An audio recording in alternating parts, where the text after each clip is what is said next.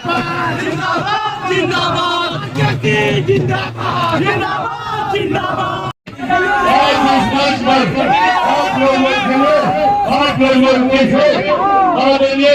आज के संजी के बहुत ही यात्रा कर रहे होते आप लोग मेरे पिता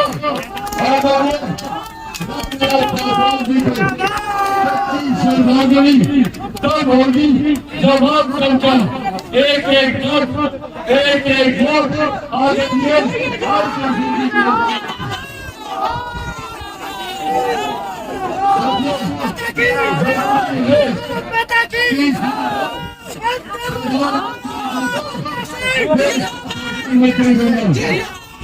यही जो टूरिस्ट है सिंगापुर से सीधे छपरा चुनाव लड़ने आई। अब सोचिए साथियों, आरक्षण का मतलब लालू जी का क्या होता है। लेकिन जब चुनाव आता है और उसके पहले याद कीजिए, अभी सावन का महीना चल रहा था और लालू जी क्या कर रहे थे, मटन बना रहे थे और किसको खिला रहे थे, राहुल गांधी। अरे राहुल गांधी को तो सब पप्पू ऐसे ही समझ रहा है, हम खाए आप मिठाई है, हम जो है मटन खिला रहे हैं। और आजकल उनका बेटा जो है, कहते थे गरीब का बेटा हूं, हेलीकॉप्टर में मछली खा रहा है नवरात्रा में। और आप कह रहे हैं कि ये जो पिछड़ा है, अति पिछड़ा है, दलित है, और स्वर्ण समाज को जो 10% मोदी जी ने आरक्षण दिया है, इस आरक्षण को काट कर मुस्लिम समाज को आरक्षण देने का काम करेंगे। अब सोचिए, एक तो सनातन का विरोध, दूसरा आरक्षण का विरोध, तीसरा बिहार के लोगों का अपमान। लेकिन हम लोग तो साथियों जानते थे कि लालू प्रसाद जी का परिवार न मटन खाने वाला है, न मछली खाने वाला है। उसको तो हम लोग ये समझते थे कि चाय खाने वाला परिवार है, ही कहां से खाने लगा। लेकिन साथियों, आज एक सीट की जरूरत है और 400 पार आपको कराना है साथियों। और राजकुमार सिंह जी को जैसे ही आप 1 तारीख को यहां से चुनाव जीता कर भेजेंगे, वैसे ही देश में मोदी सरकार हो जाएगी और एक मजबूत सरकार होगा। और मजबूत सरकार कैसा चाहिए, याद कीजिए, पहले मनमोहन सिंह जी देश के प्रधानमंत्री थे और जब तक श्रीमती सोनिया गांधी स्विच नहीं दाबती थी, मनमोहन सिंह बोलते थे। आज दुनिया में मोदी जी की हुकूमत और डंका बज रहा है साथी। यूक्रेन का लड़ाई हो रहा था और यूक्रेन में लाखों बच्चे बिहार और देश के फंस गए। मोदी जी ने फोन किया पुतिन जी को, पुतिन जी युद्ध रोको। पुतिन ने पूछा कि युद्ध रोक देंगे तो आपके बच्चे निकलेंगे कैसे। मोदी जी ने कहा, जिस बच्चे के हाथ में तिरंगा होगा समझिएगा वही भारत का बच्चा होगा। यह है ताकत साथियों। आज दुनिया में भारत का गौरव बढ़ा है, भारत एक शक्तिशाली देश बना है और हम लगातार आपके बिहार के विकास के लिए काम कर रहे हैं। लेकिन साथियों, एक आश्वस्त जरूर करना चाहता हूं।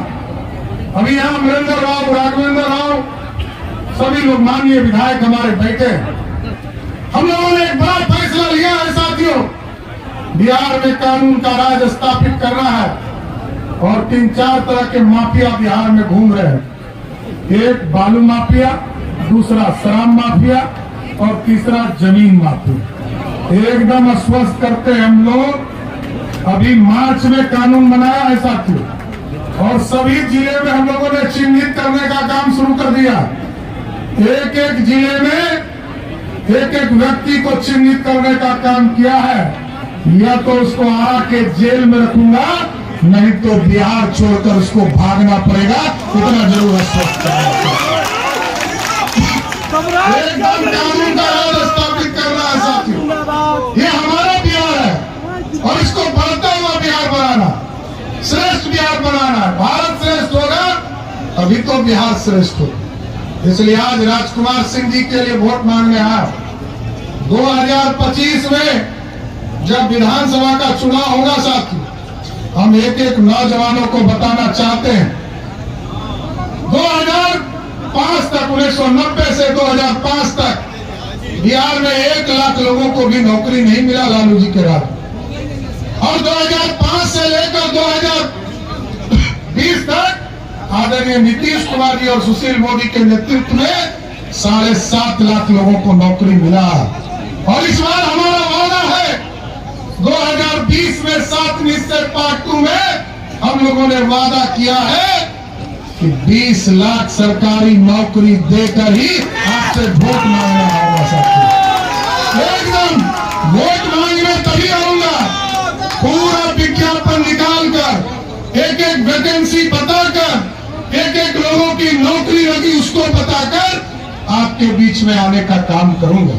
और आप साथियों देखिए, पिछले बार रामनवमी हुआ था तो याद कीजिए कितने लोग हमारे भाजपा के, जदयू के लोग को जेल जाना पड़ा था। इस बार कैसा सुशासन रहा? एक आदमी गया जेल, पूरे बिहार में एक आदमी गया जेल। यही सुशासन स्थापित करना है और अपराधी एकदम चिन्हित होगा और बिहार को आगे बढ़ाना है।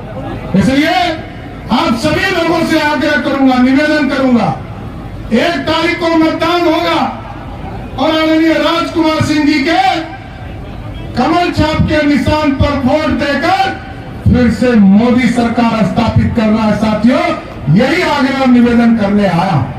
एक बार सब लोग हाथ उठा के बोलिए, राजकुमार जी को वोट दीजिएगा ना? पक्का ना? बिल मोदी और नीतीश कुमार की सरकार देगी साहब। अब आपको चिंता करने की जरूरत नहीं है। अब मोदी जी और नीतीश जी आपके लिए लगे। लेकिन यहाँ क्या है साथियों, जब चुनाव आएगा तो लालू जी का एक नया राज शुरू हो जाता है कि आरक्षण आरक्षण आरक्षण। संविधान खतरे में है, लेकिन चुनाव जब खत्म होता है तो भूल जाते हैं।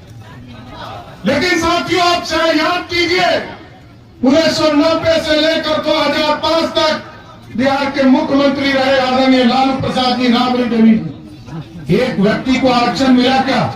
किसी को आरक्षण मिला क्या? एक व्यक्ति का नाम बता दीजिए, पिछड़ा हो, दलित हो, किसी को नहीं मिला। और 2005 में जब आपने एनडीए की सरकार बनाई साथियों, तब नीतीश कुमार जी और सुशील मोदी के नेतृत्व वाली सरकार ने पहली बार बिहार में महिलाओं को 50% का आरक्षण दिया, अति पिछड़े को आरक्षण दिया, दलित समाज को आरक्षण दिया। लेकिन लालू जी ने किसको आरक्षण दिया? लालू जी ने आरक्षण दिया, पहले कहा मैं हटूंगा, मेरी पत्नी श्रीमती राबड़ी देवी मुख्यमंत्री होगी।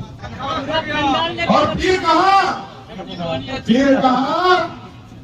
कि मेरा बेटा क्रिकेट नहीं खेल पाया, ये बेचारा पानी ढोते रह गया, इसको उप मुख्यमंत्री बनाओ, उसको उप मुख्यमंत्री बना दिया।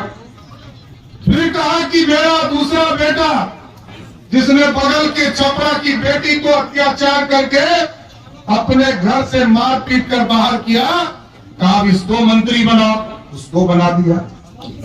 आपके बगल का सीट है पाटलिपुत्रा साथी, जहां आदरणीय रामकृपाल यादव जी चुनाव लड़ रहे हैं, 2 बार चुनाव हराया उन्होंने। तो लालू जी ने कहा कि मेरी बेटी को राज्यसभा में एमपी बना के भेज दो। ये है चौथा आरक्षण। आजकल 5वां आरक्षण आया है, वो टूरिस्ट बेटी। जब जंगल राज था साथियों, तो बिहार के लोगों को तो पलायन करना ही पड़ा। लालू प्रसाद के परिवार को भी बिहार छोड़कर भागना पड़ा। आज मोदी और नीतीश की सरकार है।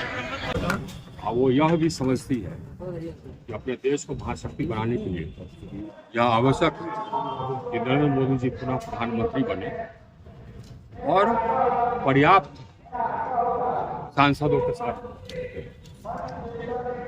अभी ही पिछले 10 वर्षों में नरेंद्र मोदी की सरकार ने जो किया वो जनता के मन में बैठ गया। धारा 370 गरीबों को मकान मिल, आयुष्मान कार्ड से उनका इलाज का उपाय हो रहा है। हमारे क्षेत्र की बात करें तो हम लोगों ने बिजली व्यवस्था नरेंद्र मोदी की सरकार जिसमें कि हम बिजली बनती है, हम लोगों ने बिजली व्यवस्था पूरे देश की बिजली व्यवस्था में आमूल परिवर्तन ला दिया। आज भारत की बिजली व्यवस्था 2014 के भारत की बिजली व्यवस्था से बिल्कुल अलग। पहले 6 घंटे लोड शेडिंग होगा, आज लोड शेडिंग गायब, क्योंकि हम लोगों ने उत्पादन क्षमता जोड़ी, बिजली को उत्पादन करके देश के हर कोने तक पहुंचाने की व्यवस्था की। हजारों गांव और लाखों रोले थे सुदूर पहाड़ी क्षेत्र में, रेगिस्तान में, देश के विभिन्न कोने में, जहाँ जिन लोगों ने बिजली नहीं देखी, हम लोगों ने हर गांव, हर टोला और हर घर को बिजली से जोड़ दिया। सर हम लोगों ने नरेंद्र मोदी की सरकार बिजली व्यवस्था में आमूल परिवर्तन किया। सर आरा में लोकसभा चुनाव आरा में में- नाम मोदी जी का है, काम आर.के. सिंह का बोल रहे हैं, क्या कहेंगे? थैंक यू, ये बात सही है। और ये आरा भी हमारा है, हमारी शादी यहाँ हुई, हमारी बेटी की शादी यहाँ हुई, तो इसका हम लोग कायाकल्प कर रहे हैं। आधा काम हुआ है, आधा काम बाकी है। सामने आपके रमना मैदान देख लीजिए, अब हजारों लोग आपको सवेरे और शाम यहाँ टहलते मिल जाएंगे और रमना मैदान और सुंदर होगा। आरा शहर अंदर हम लोग आते थे तो गंदगी नजर आती थी, अब पूरा नहर एक रमणीक स्थल होगा, वहाँ भी गार्डन होगा, स्वच्छ पानी होगा। इसी तरह से जितने हमने वादे किए थे सब पूरा कर दिया। इंजीनियरिंग कॉलेज बनकर तैयार है, सुंदर बना है, मेडिकल कॉलेज भव्य बन रहा है और बड़ा बढ़ रहा है। सर कोई सपना जो कि आर.के. सिंह ने देखा था कि ये सपना हो जाएगा एक और वो नहीं हुआ इस चुनाव में एक इस बार? सपना अधूरा, दो सपने, एक तो अधूरा सपना है जो पहले का, वो अधूरा सपना मेरा पहले का है नहर, तो नहर का पक्कीकरण होगा, होना है, ईश्वर की कृपा रही, जनता का आशीर्वाद रहा तो ये होगा। दूसरा, हम लोग हर खेत तक बिजली पहुंचाएं ताकि लोगों को इसकी आवश्यकता न पड़े कि वो डीजल का इस्तेमाल। ये तो पर पुराना सपना है, एक नया सपना जन्म लिया। सर अब वो ये है, सुनिए, पहले अपने जिला के बारे में सोचें। आपको जिला का नहीं है सर, तो हम लोग का जिला का एक और सपना कि यहाँ हम नाश्ता करके गाड़ी पर बैठे आरा में, एक्सप्रेस वे से 7-8 घंटे में दिल्ली पहुंचे, यहाँ नाश्ता, दिल्ली में खाना, ये एक सपना। एक और सपना है जो कि चरितार्थ होगा रास्ते में, वो है पटना से आरा 35 मिनट में, 40 मिनट में, वो चरितार्थ हो जाए, एलिवेटेड का काम शुरू हो जाए। हम लोग देखिए साहब, तो आरा का लुक बदल देंगे, आरा का स्वरूप बदल देंगे, ईश्वर की कृपा। धन्यवाद।